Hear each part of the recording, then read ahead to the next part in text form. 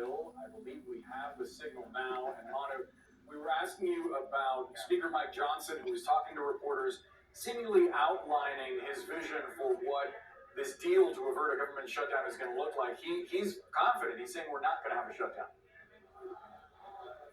Yeah, he's confident. He didn't lay out the specifics, but I can tell you what the specifics are here based on what I'm hearing from a number of members.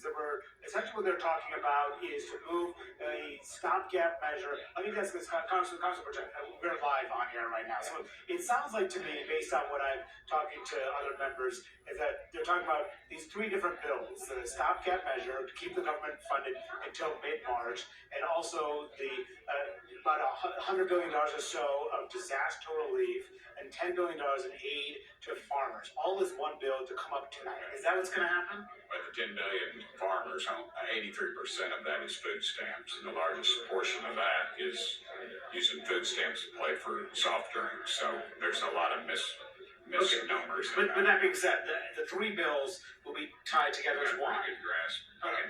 They're going to come up tonight. Well, possibly. Do you think that it will pass the House? I think it will. I think Hakeem's for it probably. So I think we're probably. You've been disappointed by this process. What do you think about this? It's just the sewer.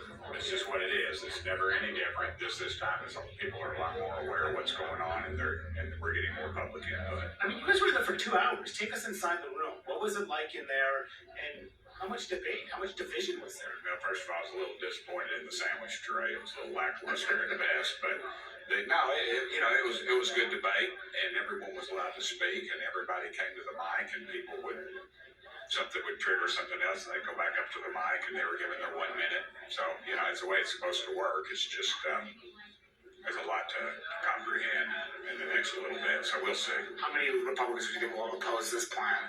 I have no earthly idea. You'll vote no. Do what? You'll vote no. Possibly. Thank you, Dan. So you heard there, just to sum up where things stand. So the government shuts down at midnight tonight. They need to figure out how to pass a bill to keep the government open that passes the Republican-led House, the Democratic-led Senate, gets signed into law by the president. The decision that sounds like, based on what Congressman Burchett said and other members, is to advance a 3-month stopgap measure to keep the government open up until mid-March. Tied along with that, aid to farmers, roughly about $10 billion or so of aid to farmers. A lot of Republicans have been pushing for that. But also about $100 billion or so in disaster relief. That helps people who have been hit communities by natural disasters like hurricanes. That have been all discussed as part of this plan. There have been some discussions going into today's meeting that they would separate these out and vote on these individually. But coming out of this meeting, it looks like they're going to wrap this all together as one package and try to pass it tonight. Under a process that requires 2/3 of the House to approve it. That's 290 votes. There are 219 Republicans. That means that they're going to lose some Republicans. Perhaps Tim Burchett is one of them, and some others as well who do not like this. They'll need significant numbers of Democrats to back this. So that puts the ball on Hakeem Jeffries' lap, the Democratic leader. What does he decide? That's going to be key. Also, the Democrats in the Senate, what do they decide? In the White House, will they get behind this approach? Also, very notably, Donald Trump is the one who blew up this process, of course, middle of the week when he said this bipartisan deal that had been reached.